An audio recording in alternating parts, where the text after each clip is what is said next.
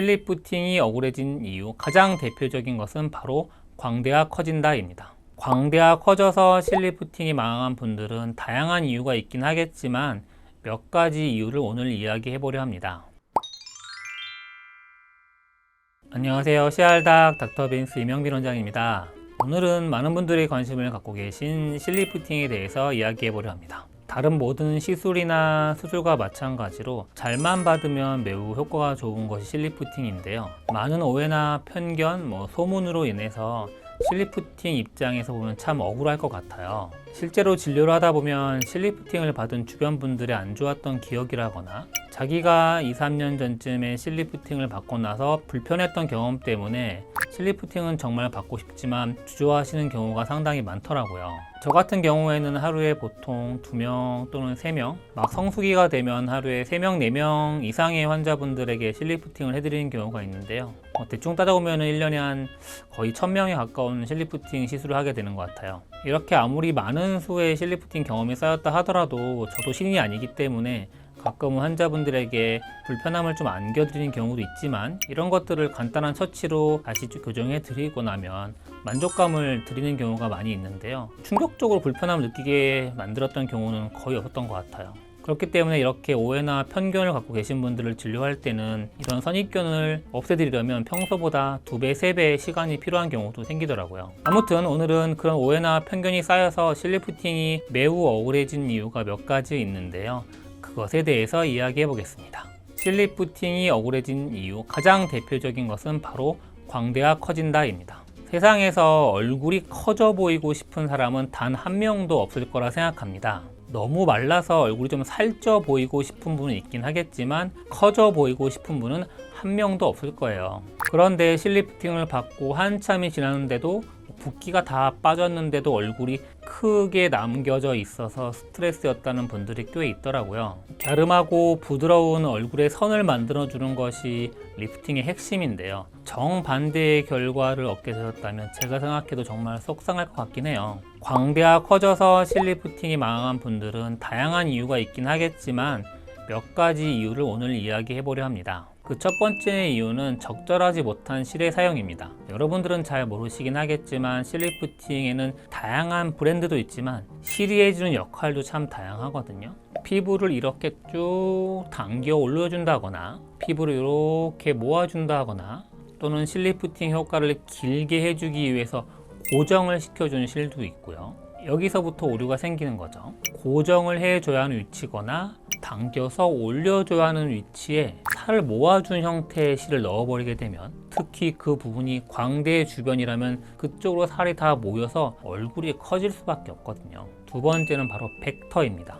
이러한 벡터가 뭐냐면 바로 리프팅을 해주는 방향인데요. 사람마다 처짐이나 얼굴의 형태, 살이 많은 부위, 살은 적은 부위 이런 게 다 다르거든요. 그래서 효과도 좋고 부작용도 적은 그런 적당한 또 적합한 벡터가 있는데요. 그 벡터를 잘못 체크하면 100% 얼굴이 커집니다. 특히나 얼굴에 살이 많은 분들에게 주름을 다 펴주겠다는 과도한 욕심으로 수평 방향, 즉 옆으로만 얼굴을 당겨서 실리프팅을 해주면요, 살이 다 옆으로 쏠려서 얼굴이 커지는데요. 심지어 이런 살이 펴지는 방향이 광대를 따라서 수평으로 생긴다면 이건 거의 100% 얼굴이 커진다고 생각하면 될 것 같아요. 그래서 사람의 얼굴을 갸름하게 만들어주는 수직 방향의 리프팅과 얼굴에 주름을 좀 펴주는 수평 방향의 리프팅을 환자의 상태에 맞게 정말 세심하게 평가해서 디자인하는 것이 정말 중요하고요. 이건 전적으로 의사 선생님들의 경험이나 미적 센스에 달려있는 것 같습니다. 광대가 커지는 또 다른 이유는 바로 너무 많이 당겨서입니다. 필러 시술의 경우에도 마찬가지지만 주름이나 꺼짐을 채우는 방법으로만 반복하게 되면 부자연스러울 수밖에 없다는 사실은 이제 많은 분들이 알고 계시잖아요. 실리프팅의 경우도 마찬가지입니다. 얼굴에 있는 주름이나 꺼진 것이 좋아지고 싶은 환자분들의 마음은 충분히 이해가 되지만 단편적으로 주름만을 보고 실리프팅을 해서 다 펴려고 한다면 무조건 얼굴이 커질 수밖에 없습니다. 그렇기 때문에 시술하시는 선생님들도 불편함이 없게 당겨주는 정도를 잘 예상하고 측정해서 시술 계획이나 상담을 하시고 환자에게 잘 설명을 해야 하는데요. 너무나도 착한 마음에 또는 정말로 이러한 세심한 개념이 없어서 환자의 주름을 다 펴주려고 막 무자비하게 당겨버리는 순간 뒤쪽의 얼굴은 커지고 부드러운 곡선이 있어야 할 앞쪽의 중안면은 납작해지는 그런 불상사가 발생하는 것이죠. 그래서 리프팅이 되고 싶은 환자분들의 마음이라거나 얼굴형이 좋아지고 싶은 환자분들의 마음은 충분히 이해하지만 때로는 볼륨을 좀 채운다거나 반대로 볼륨을 줄여서 효과를 같이 봐야 하는 그런 상태가 내 상태가 아닌지에 대해서는 잘 좀 확인을 하시고 필요한 시술에 대해서 잘 안내 받으셨으면 좋겠습니다. 그리고 또 한 가지의 경우는 바로 시술의 순서가 잘못된 경우입니다. 대개의 경우 실리프팅을 하시는 분들은 필러든 스컬트라든 엘란스와 같은 볼륨을 채워주는 시술들을 같이 받으시는 경우가 꽤 있는데요.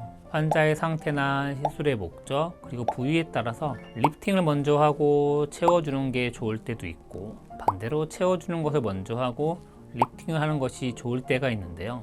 이런 경험적인 시술의 순서가 앞뒤가 바뀌게 되면 오류가 발생하는 거죠.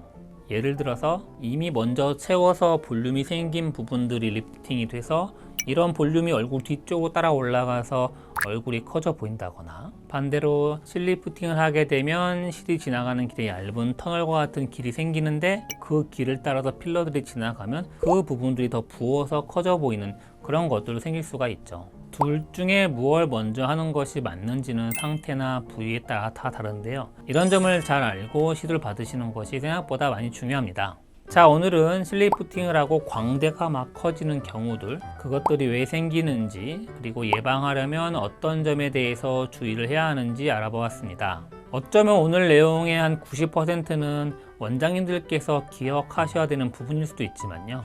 이런 정보를 가지고 환자분들도 상담을 받으신다면 환자분들에게도 큰 도움이 될 것 같아서 영상을 촬영하게 되었습니다. 오늘 영상도 시청해주셔서 감사합니다. 이상 CR닥 닥터빈스 이명빈 원장이었습니다. 감사합니다.